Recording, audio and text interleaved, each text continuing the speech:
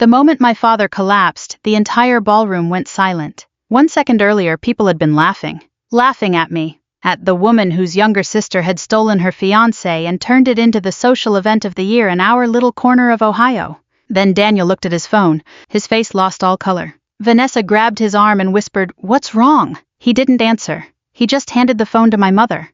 I will never forget the sound she made. Not a scream, not exactly. More like the sound somebody makes when the ground disappears underneath them. My father snatched the phone from her. 3 seconds later, he hit the floor beside the wedding cake. Champagne glasses shattered. Someone yelled for an ambulance. And in the middle of all that chaos, my sister looked at me with pure terror for the very first time in her life, because she finally understood something. I had stopped protecting them. But to explain how we got there, I have to go back long before the wedding. Long before Daniel. Back to the beginning. I grew up in a modest ranch house outside Columbus, Ohio, in a town where everybody knew everybody else's business before dinner. My father worked 32 years at a manufacturing plant making industrial valves. My mother taught Sunday school and spent most of her life worrying about appearances. We were the kind of family that looked normal from the outside. Inside was different. My younger sister Vanessa was born beautiful. I know that sounds cruel to say, but it was simply true. Blonde curls, bright smile. The kind of child strangers stopped grocery carts to compliment. I was quieter, taller, serious. By the time I was 10 years old, I already understood something about my place in the family. Vanessa was loved loudly. I was loved conditionally. Be patient with your sister. Let Vanessa have it. You're older, you should understand. That sentence shaped my entire life. You should understand. When Vanessa forgot homework, I helped her finish it. When she wrecked Mom's car at 17, my parents drained part of my college savings to fix it. When Dad had bypass surgery years later, I picked up extra nursing shifts to help cover medications while Vanessa posted beach photos from Florida with men whose names changed every 6 months. Nobody asked her to sacrifice. That was always my job. By 38, I had accepted that some women simply became dependable instead of cherished. I worked as a hospice nurse at a small private care facility outside town. It wasn't glamorous work, but I loved it. Older people appreciate honesty. They can tell when somebody truly sees them.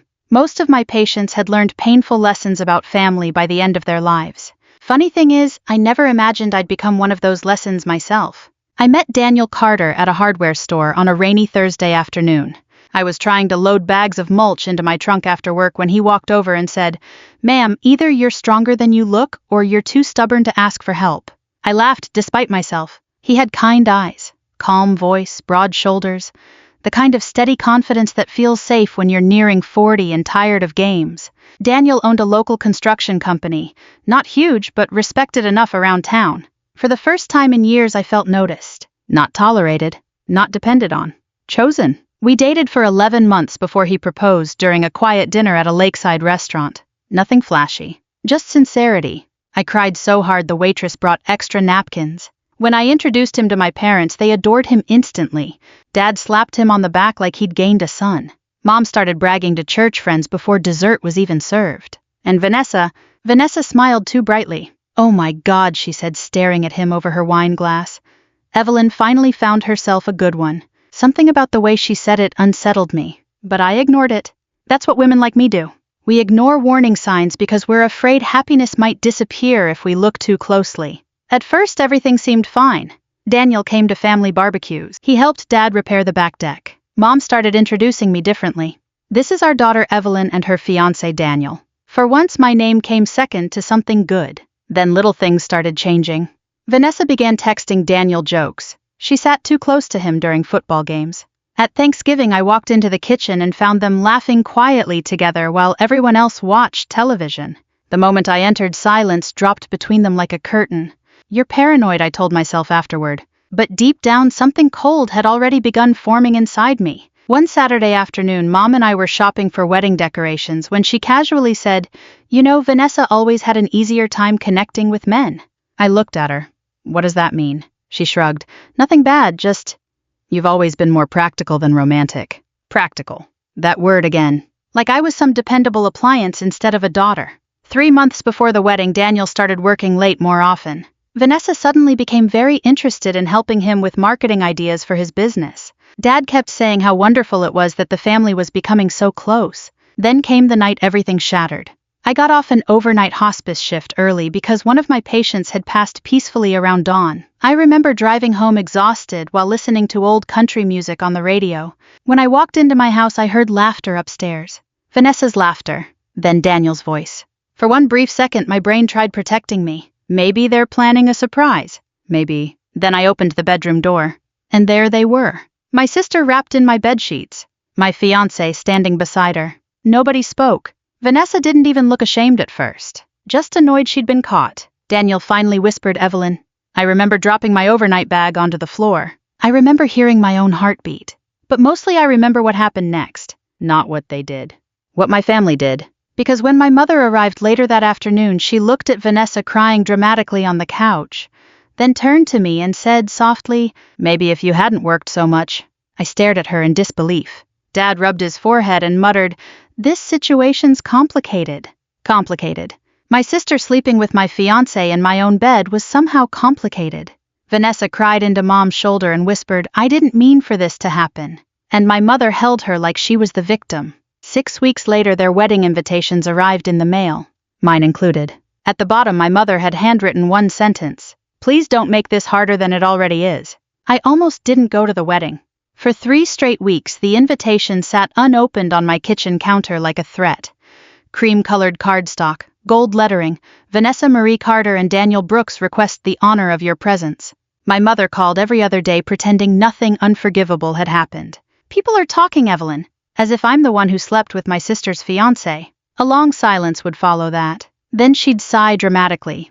You know what I mean? I did know what she meant. In small towns, appearances become more important than truth. People would rather maintain peace than confront ugliness directly. Especially older church-going families like ours. At Sunday services, women who had known me since childhood squeezed my hand and said things like, God calls us to forgiveness. Funny how forgiveness is usually demanded from the wounded person, never the one holding the knife. I stopped attending church after that. I still believed in God. I just couldn't stomach the audience anymore. The weeks before the wedding became a strange kind of public humiliation. Grocery store whispers, side glances at the pharmacy, people pretending not to stare. Meanwhile, Vanessa leaned into the attention like she was starring in a Hallmark movie. She posted engagement photos online every few days, pumpkin patch pictures, wine tasting pictures, pictures in my favorite restaurant. Sometimes I'd catch myself studying her smile, trying to understand how someone could betray you completely and still sleep peacefully at night. Then again, Vanessa had been trained her whole life to believe consequences belonged to other people. Mine usually. I buried myself in work. Hospice nursing leaves little room for self-pity because somebody is always hurting more than you are. I spent my days helping elderly patients bathe, eat, remember medications, and sometimes simply feel less alone while dying. That's where I met Margaret Holloway. Margaret was 78 years old, sharp as a razor, and richer than anyone would have guessed from the way she dressed. Her late husband had owned a large construction supply business across central Ohio years earlier. The first time she saw my engagement ring missing, she asked, man leave or man die? I laughed despite myself. Left. Ah, she said knowingly. Those are usually the expensive ones. Margaret had a way of speaking plainly that reminded me of older Americans from another generation. Less performance, more truth. Over time, she became my favorite patient. One rainy afternoon, while I adjusted her oxygen tubing, she studied my face carefully and asked, "You still love him?" The question caught me off guard. I don't know anymore. That means yes. I sat beside her bed quietly. Then I admitted everything. The affair. The wedding. My family choosing Vanessa again. Margaret listened without interrupting once. When I finished, she looked out the window for a long moment before saying something that stayed with me. People who betray others rarely stop at one betrayal. I frowned slightly. What do you mean? What's the man's full name? Daniel Brooks. Her expression changed immediately. Not dramatically. Just enough. You said construction. Yes. Margaret leaned back slowly in her chair. Well now, she murmured, that's interesting. A cold feeling moved through me. Margaret explained that years earlier Daniel had briefly worked for her husband's company before suddenly disappearing. Why'd he leave? They never told employees officially, she said. But my husband believed money was missing. I stared at her. Are you saying Daniel stole from them? Margaret shrugged carefully. I'm saying your fiancé's name caused arguments in my house 15 years ago. Former fiancé, I almost corrected. But somehow the word still hurt too much. That conversation should have ended there. Instead, it planted a seed. After that, little things started bothering me more deeply. Daniel suddenly drove a newer truck, despite complaining about cash flow months earlier.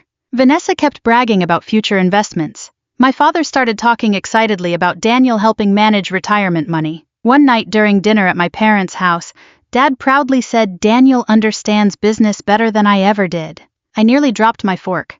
You're giving him financial information. Mom immediately snapped, "Don't start." I'm not starting anything. I'm asking a question. Vanessa rolled her eyes dramatically. You're obsessed. Obsessed. Not heartbroken. Not betrayed. Obsessed. Dad awkwardly changed the subject while Daniel gave me one long, unreadable look across the table. That was the first moment I realized he might actually fear me. A few days later, my mother called asking if I could help arrange flowers for the wedding reception. I honestly thought I'd misunderstood her. You want me to help decorate the wedding between my sister and my ex-fiancé? You've always been better at these things than Vanessa. There it was again. Usefulness over humanity. I told her no. She cried. Not because of what happened to me. Because people might judge the family if I refused. Later that week, Vanessa showed up at my apartment, unexpectedly carrying coffee like we were still sisters. She walked around my living room casually before saying, "Mom said you're being difficult." I laughed out loud. "You slept with my fiancé." She crossed her arms. "Daniel and I are in love." "You mean you won?" The words slipped out before I could stop them. Something flashed in her expression then. Victory mixed with guilt. But only for a second. Before leaving, she paused near the door and said, "Can I borrow Grandma's pearl earrings for the wedding? Mom says you still have them." I stared at her in disbelief. Those earrings had belonged to our grandmother before she died of cancer. She left them specifically to me because, in her words, "You're the only one who understands sentimental things." "No," I said quietly. Vanessa's face hardened instantly. "You always have to make everything emotional." And there it was. The Carter family philosophy in one sentence. The problem was never betrayal. The problem was my reaction to betrayal. After she left, I sat alone in my apartment for almost an hour before opening my laptop. I'm not proud of what happened next. But pain changes people. I started searching public business records connected to Daniel's construction company. At first, I found nothing unusual. Permits, property records, subcontractor filings, then small inconsistencies appeared. Repeated vendor names, payments to companies without real addresses, missing tax details. My nursing job had made me detail-oriented over the years. Elder abuse often hides inside paperwork. And suddenly my instincts began screaming. Night after night, I kept digging. By the week before the wedding, I found enough irregularities to scare me. Then I opened one scanned document that made my blood run cold. At the bottom sat my father's signature, except it wasn't really his. I knew my father's handwriting, and somebody had forged it. Above the signature line were words I could barely process. Retirement investment transfer authorization. Amount $187,000. Beneficiary Brooks Development Solutions, LLC. I stopped breathing for a moment. Then I saw the date. It had been signed 3 weeks earlier. The wedding took place on a warm Saturday afternoon in early October. Ohio autumn had just started turning the trees copper and gold, and the country club outside Columbus looked like something from a magazine spread. White roses lined the outdoor aisle. Crystal chandeliers glowed through the ballroom windows. Somebody had spent an enormous amount of money trying to create the appearance of perfection. That somebody was mostly my father. As I parked my old Honda near rows of luxury SUVs and polished sedans, I sat gripping the steering wheel for almost 2 full minutes. Part of me still wanted to leave, but another part of me needed to see it through. Needed them to look me in the eye. I wore a dark blue dress, simple enough not to attract attention. No dramatic entrance, no revenge fantasy, just quiet dignity. The moment I walked inside the venue, conversations shifted. Not stopped completely, just softened. People glanced at me over champagne glasses and quickly looked away. Small-town curiosity is rarely subtle. An older woman from church approached carefully and touched my arm. "You're very brave for coming, Evelyn." I smiled politely. "Thank you." What I wanted to say was, "No, I'm just tired of disappearing for other people's comfort." The ceremony itself felt surreal. I sat alone near the back while Vanessa floated down the aisle in a fitted ivory gown that probably cost more than my car. My mother cried loudly enough for several rows to hear. Daniel kept his eyes fixed forward almost the entire time.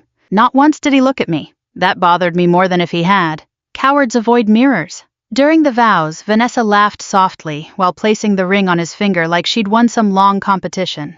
Maybe in her mind she had, People applauded when the officiant announced them husband and wife.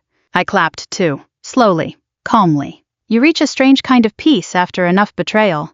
Not forgiveness exactly, more like emotional exhaustion. The reception moved into the ballroom afterward. Country music played softly through speakers while guests drank bourbon and danced beneath hanging lights. Everywhere I looked, I saw people trying too hard to pretend this situation wasn't ugly. My cousins avoided eye contact. My father kept overcompensating with forced laughter. My mother floated from table to table, performing happiness like an actress afraid the audience might notice cracks in the script. And Vanessa glowed. She loved attention the way some people need oxygen. At one point, she passed my table and paused just long enough to whisper, "Thanks for not causing a scene." I looked up at her. "You're welcome." Something about my tone unsettled her slightly. Good. By dessert, most guests were tipsy enough to relax. That's when my mother stood to make her toast. She tapped her champagne glass dramatically until the room quieted. I just want to say she began warmly that sometimes life surprises us. Nervous laughter spread through the crowd. Mom smiled toward Vanessa and Daniel. And sometimes, she continued, people end up exactly where they belong. A few guests clapped awkwardly. Then she looked directly at my sister and raised her glass. She finally won. The room exploded with laughter. Not everyone, but enough. Enough for humiliation to move through my body like heat. I saw one of my cousins lower her eyes immediately in embarrassment. I saw Daniel force a smile. And I saw Vanessa absolutely glowing with triumph. For a brief second, the old version of me almost surfaced. The woman who would swallow pain quietly. The woman who would go home and cry alone. But that woman had died the morning I opened my bedroom door 3 months earlier. So instead, I smiled calmly. Then Daniel's phone buzzed. At first, he ignored it. The room was still chuckling from my mother's little joke. Then the phone buzzed again. Annoyed, Daniel pulled it from his pocket and glanced down casually. I watched the exact moment his expression changed. Confusion first, then disbelief, then pure terror. All color drained from his face so quickly it honestly frightened me. Vanessa leaned toward him. "What is it?" He didn't answer. His hands started shaking. The ballroom gradually quieted as people noticed something was wrong. "Daniel," my father asked. Slowly, Daniel stood from his chair. He looked directly at me for the first time all day. And in his eyes, I finally saw it. Fear. Real fear. Without speaking, he turned the phone toward Vanessa. I watched her smile disappear while reading the screen. "No," she whispered instantly. "No, no, no." My mother grabbed the phone next. The sound she made barely seemed human. Dad stood quickly and snatched it from her. 3 seconds later, he collapsed onto the floor beside the wedding cake. Everything exploded after that. Women screamed. Chairs scraped violently across the ballroom. Someone yelled for an ambulance while guests crowded around my father. Champagne glasses shattered against the dance floor. Vanessa grabbed Daniel's jacket frantically. "What did you do?" she screamed. "I didn't know she had this." That sentence changed everything. Not, "It isn't true." Not, "She's lying." Just, "I didn't know she had this." Several guests heard him, including my mother. I stayed seated through all of it. Calm, still. Because after months of humiliation, I finally understood something older people often learn too late. Silence protects the guilty, not the wounded. The message on Daniel's phone had come from an anonymous email account I created 2 nights earlier. Attached were 27 scanned documents, bank transfers, forged signatures, fake vendor payments, shell companies, and one devastating summary page explaining everything clearly enough for even a panicked wedding guest to understand. Daniel had been slowly draining money from elderly investors through fraudulent construction partnerships. My father was one of them. But worse than that, Vanessa knew pieces of it already. Not every detail, but enough. Enough to ignore obvious warning signs because she liked the lifestyle Daniel promised. Luxury trips, a bigger house, financial security. The same selfish blindness that had followed her since childhood finally caught up with her. My father groaned weakly on the floor while paramedics rushed inside. Mom kept crying. How could this happen? But nobody answered her, because deep down we all knew exactly how it happened. Years of favoritism, years of looking away, years of rewarding charm over character. One of Daniel's business partners suddenly disappeared from the reception entirely. Another guest quietly walked outside, making a phone call I suspected was to police. The illusion had shattered too publicly to survive. Vanessa turned toward me, finally, mascara running down her face. "You did this." Her voice sounded small, broken. I met her eyes evenly. "No," I said quietly, "you all did." Then I stood, picked up my purse, and walked calmly toward the ballroom exit. Nobody stopped me. Not my mother. Not my sister. Not even my father, as paramedics loaded him onto a stretcher. For the first time in my entire life, my family wasn't asking me to stay and clean up the mess. They were too busy facing their own. By Monday morning, everybody in Fairfield County knew what happened at the wedding. Not the polished version my mother would have preferred. The real version. In small-town Ohio, scandals travel faster than weather reports, especially when wealthy guests film half the disaster on their phones before the ambulance even arrives. I woke up the morning after the wedding expecting to feel victorious. Instead, I felt tired. Just deeply, painfully tired. The kind of exhaustion that settles into your bones after years of carrying things nobody else notices. I made coffee in silence and stood at my kitchen window watching rain drip from the maple tree outside my apartment complex. For the first time in months, nobody was texting me accusations or demanding explanations. My phone simply sat there, quiet. Around 9:30, it started ringing. Not family. Reporters. Apparently, one of the wedding guests had uploaded a short video online showing my father collapsing beside the cake while people screamed in the background. Another clip showed Vanessa crying while Daniel argued with one of his business associates near the ballroom doors. The town ate it alive. I ignored every call. Then my mother called. 7 times. I finally answered on the 8th. "Your father's home from the hospital," she said immediately, voice hoarse from crying. "Is he okay?" "He's resting." A long silence stretched between us. Then she whispered, "How long have you known?" "Long enough. You humiliated us." That sentence hit me harder than it should have. Not Daniel stole from us. Not Vanessa lied to us. Not we hurt you. Just you embarrassed the family. I closed my eyes. "Mom, he stole nearly $200,000 from Dad. He was going to fix it." I actually laughed then. Not because it was funny, because the denial sounded so desperate it barely resembled reality anymore. Did Vanessa know? My mother hesitated too long. That was answer enough. After hanging up, I drove to work feeling older than 40. Hospice care has a strange way of keeping life honest. Nobody there cared about country club scandals or family reputations. People were worried about cancer treatments, oxygen levels, pain management, and whether they'd live long enough to see Christmas. Real things. Margaret was sitting upright in bed reading when I entered her room. Without lowering the newspaper, she said, "Well, sounds like your family had themselves a memorable reception." I sighed. It's everywhere already. Honey, half the women at church are pretending to pray for you while enjoying every detail. That made me smile despite myself. Margaret folded the newspaper carefully and studied me over her glasses. "You don't look happy." I thought I would be. And I sat slowly in the chair beside her bed. "I feel guilty." "About what?" "My father collapsed." Margaret snorted softly. "Your father collapsed because a lifetime of bad decisions finally landed on his chest all at once." I looked down at my hands. I didn't want to destroy them. "No," she said gently. "You wanted the truth to stop destroying you."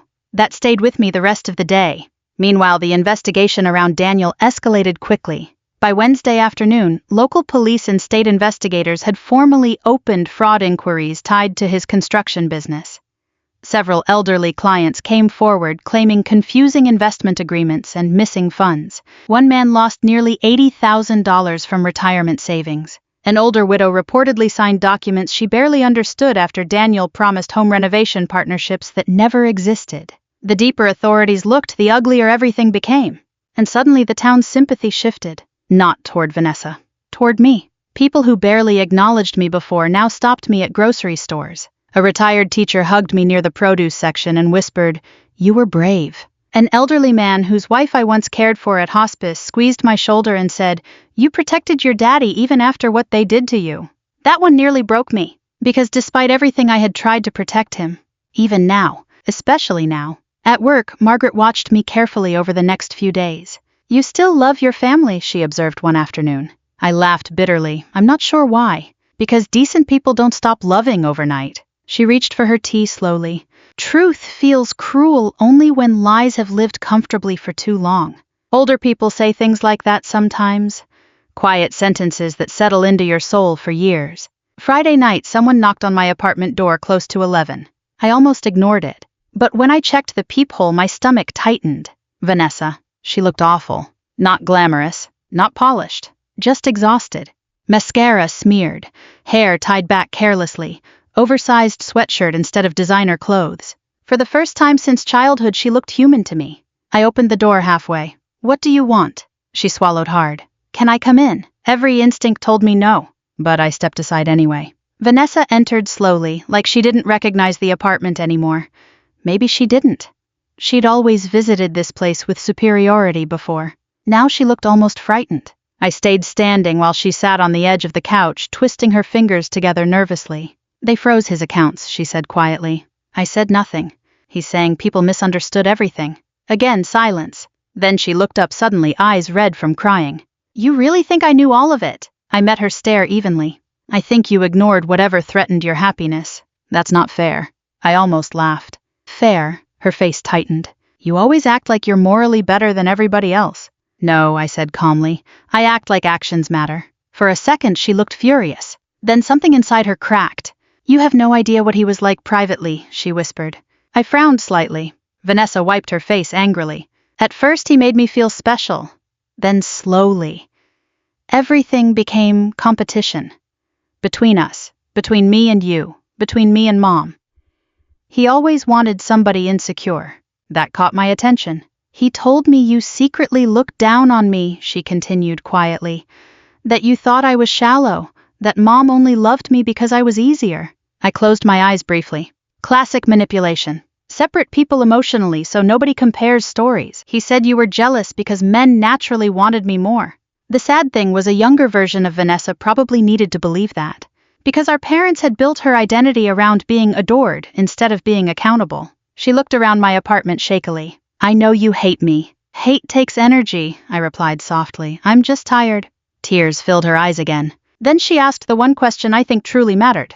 Was any of it real between us? I looked at my little sister sitting there broken on my couch and remembered braiding her hair before elementary school, teaching her how to drive, holding her hand during thunderstorms when we were children. Yes, I whispered honestly. That's why this hurt so much. Vanessa started crying quietly into her hands. But even then I couldn't comfort her. Not yet. Some wounds need honesty before healing.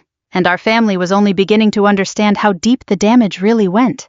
I didn't see my father for almost 2 weeks after the wedding. Part of that was practical. He was recovering from what doctors called a cardiac stress episode, though everyone in town simply referred to it as the collapse. The other part was emotional. I wasn't ready. And honestly, I don't think he was either. During those weeks, the investigation against Daniel grew uglier by the day.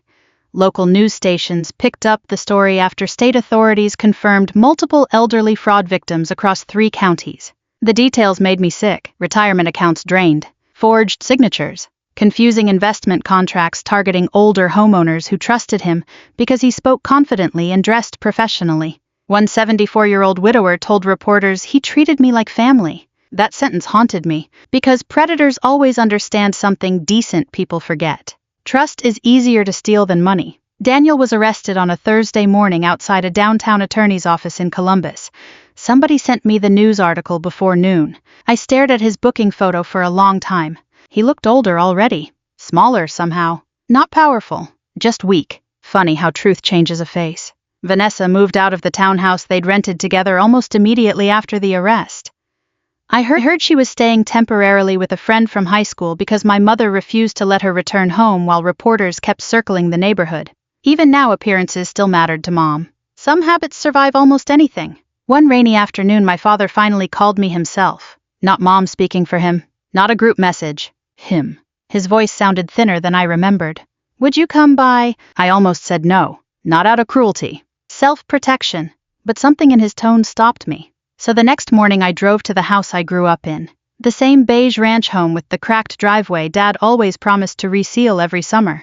Walking inside felt strange, familiar but colder somehow. Mom was in the kitchen pretending to organize mail she clearly hadn't touched.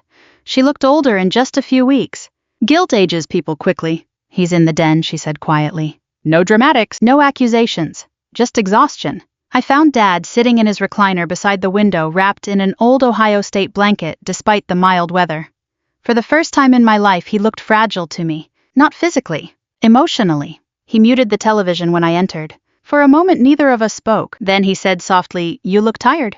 I almost laughed. "So do you." A tiny smile crossed his face before disappearing again. I sat across from him while rain tapped softly against the windows. Finally he exhaled heavily and said the words I never truly expected to hear. "I failed you." Just like that.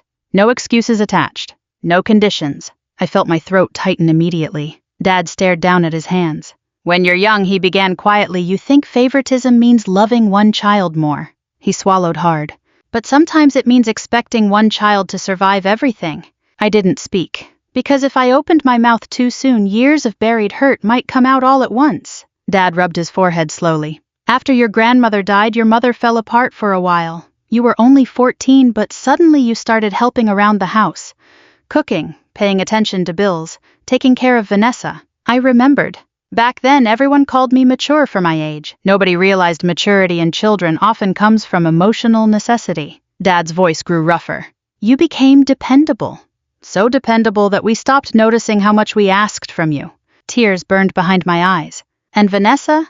He sighed deeply. She was emotional, sensitive, easier to upset. So you protected her. Yes. The honesty of it hurt worse than denial somehow. Dad looked at me with red-rimmed eyes. We kept telling ourselves you didn't need protecting. Something inside me finally cracked then. Not dramatically, quietly, like ice breaking beneath pressure. I did need it, I whispered. Dad closed his eyes. I know. Years of pain rose inside me so fast I couldn't stop it anymore. You let her take everything I said shakily, every single time. Dad stayed silent. She wrecked cars, ruined relationships, borrowed money, lied constantly, and somehow I always became the problem when I reacted. My voice grew stronger. When Daniel cheated on me, Mom practically blamed my work schedule. Dad looked ashamed. I know. No, you don't, I snapped suddenly. Do you know what it felt like sitting at that wedding while everybody laughed at me? His face crumpled. You think I exposed Daniel because I wanted revenge, I continued. I exposed him because none of you were ever going to stop him. You trusted him more than me. Dad's eyes filled with tears. Real tears, not performative ones, old man tears that come from finally seeing damage too late. I thought you were stronger, he whispered. I wiped my face angrily. That's what everybody says right before they ask you to suffer quietly. Silence filled the room, heavy silence. The kind families avoid for decades because truth feels dangerous once lying becomes tradition. Then something unexpected happened. My mother started crying in the hallway. I hadn't realized she'd been listening. She walked slowly into the den, looking smaller than I'd ever seen her. No makeup, no church smile, no performance. Just a tired 70-year-old woman realizing her family had rotted from the inside while she worried about appearances. I didn't know how lonely you were, she whispered. That nearly destroyed me. Because she should have known. A mother should know. But some parents become so focused on managing peace that they stop noticing who pays for it emotionally. I looked away before answering. You never asked. Mom covered her mouth and cried harder. For once, nobody rushed to comfort her. Not me. Not Dad. The truth simply sat there between us. Raw and unavoidable. A few days later, Vanessa came by my apartment again. This time, she carried a small velvet jewelry box. Without speaking, she handed it to me. Grandma's pearl earrings. I opened the box slowly. For a second, memories flooded back so strongly it hurt. Christmas dinners. Grandma teaching me pie recipes. Her perfume. Her laugh. Vanessa stood awkwardly near the door. I should have given these back before she said quietly. I nodded. Neither of us knew how to rebuild years of damage yet. But for the first time in our lives, she wasn't trying to win. And maybe that mattered more than either of us realized. 1 year later, I stood in front of a room full of senior citizens holding a stack of pamphlets titled Protecting Yourself from Financial Fraud. Funny how life changes. The community center in Lancaster smelled faintly of coffee and old carpet, and about 40 retirees sat in folding chairs listening carefully while I explained warning signs of financial manipulation. Never sign documents you don't fully understand, I told them gently, and never feel embarrassed about asking questions. Good people count on your trust, bad people count on your silence. Several heads nodded. One elderly man raised his hand and asked, "What if the person's family?" The room went quiet. I paused before answering. Sometimes trust feels safest when it comes from people close to us, I said carefully. But that's exactly why we have to stay honest with each other. That answer came from experience more than training. After Daniel's arrest, investigators uncovered fraud involving nearly a dozen victims across central Ohio. Some lost small amounts. Others lost everything they'd spent decades saving. The judge sentenced Daniel to 9 years in prison for fraud, forgery, and elder financial exploitation. When I heard the sentence, I didn't celebrate. I just sat quietly in my car outside the courthouse and stared at the steering wheel for a long time. Because by then revenge no longer felt satisfying, only sad. Daniel had destroyed lives chasing status and control. And somewhere along the way, my family helped create the perfect environment for someone like him to thrive. charm rewarded. Accountability avoided. Truth delayed until disaster forced it into daylight. Vanessa spent months unraveling emotionally after the trial. At first, people in town treated her cruelly. Some called her stupid, others called her greedy. A few simply stopped speaking to her altogether. But shame can either harden a person or humble them. To her credit, Vanessa chose humility. She started working 2 jobs, one at a dental office reception desk, and another helping evenings at a local boutique downtown. She sold most of the expensive things Daniel had bought her voluntarily. No dramatic speeches, no social media apologies. Just quiet accountability. Eventually, she began attending counseling through a church support program. One afternoon over coffee, she admitted something I'd suspected for years. I spent my whole life thinking attention meant love. I looked at her carefully across the diner booth. That wasn't entirely your fault. Her eyes filled with tears instantly. Because deep down, both of us understood something painful. Children build identities from whatever their parents reward most. And our parents had rewarded performance over character for a very long time. Mom and Dad changed too. Not overnight. Older people rarely change quickly. Habits built over decades settle deep into the bones. But slowly, honestly, they changed. After the scandal, they sold the big house and moved into a smaller retirement community outside Newark. Dad admitted they couldn't emotionally handle maintaining appearances anymore. Too many memories in that house, he told me one afternoon. Some good, some painful. Mom stopped pretending everything was fine all the time. That may sound small, but for her it was enormous. Sometimes she even apologized directly now.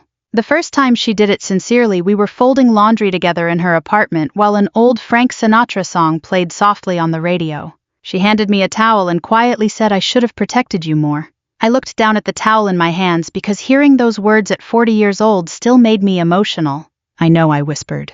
Neither of us cried dramatically. Healing at our age doesn't usually look dramatic. It looks like honesty, repeated consistently. Margaret passed away that spring. Peacefully. I was there holding her hand. Right before the end, she smiled weakly and said, "You finally stopped carrying everybody else's sins." Then she closed her eyes and slipped away quietly. A week later, her attorney contacted me. Margaret had left me something in her will, not money. A handwritten letter. I still keep it in my bedside drawer. One line from it stays with me every day. The strongest people are not the ones who destroy families. They are the ones who stop the damage from spreading. For a long time, I thought exposing Daniel had been my revenge story. But looking back now, I realize it was really the beginning of our family finally telling the truth. And truth, even painful truth, can sometimes save what's left. Last Thanksgiving, all 4 of us sat together again for the first time since the wedding disaster. Nothing looked like it used to. Vanessa was quieter. Mom no longer forced fake cheerfulness every 5 minutes. Dad moved slower after the heart episode. And me, I stopped shrinking myself to keep everyone else comfortable. That may have been the biggest change of all. Dinner wasn't perfect. There were awkward silences. Old wounds still floated near the surface sometimes. But nobody lied anymore. That mattered. At one point, Dad looked around the table softly and said, "Families don't fall apart all at once." We all listened. "They fall apart little by little," he continued, "every time honesty gets traded for comfort." Nobody argued with him, because we had lived it. Later that evening, after dishes were cleared and leftovers packed away, Vanessa helped me put coats near the door. Before I left, she touched my arm gently. "I really am sorry," she whispered. This time I believed her, not because words erase betrayal, but because changed behavior tells the truth words can't. As I drove home through quiet Ohio streets glowing with Christmas lights, I realized something surprising. I no longer wanted anyone to lose. Not my sister, not my parents, not even myself. I simply wanted the hurting to stop. And maybe that's what forgiveness really becomes when you get older. Not forgetting, not excusing, just refusing to let pain keep poisoning what years you still have left. If this story touched you in some way, if you've ever felt overlooked, betrayed, or quietly burdened inside your own family, I hope you remember this. Your kindness should never require your silence. And sometimes the most loving thing a person can do is finally tell the truth. Thank you for listening to my story. If it meant something to you, I hope you'll share it with someone who may need it too.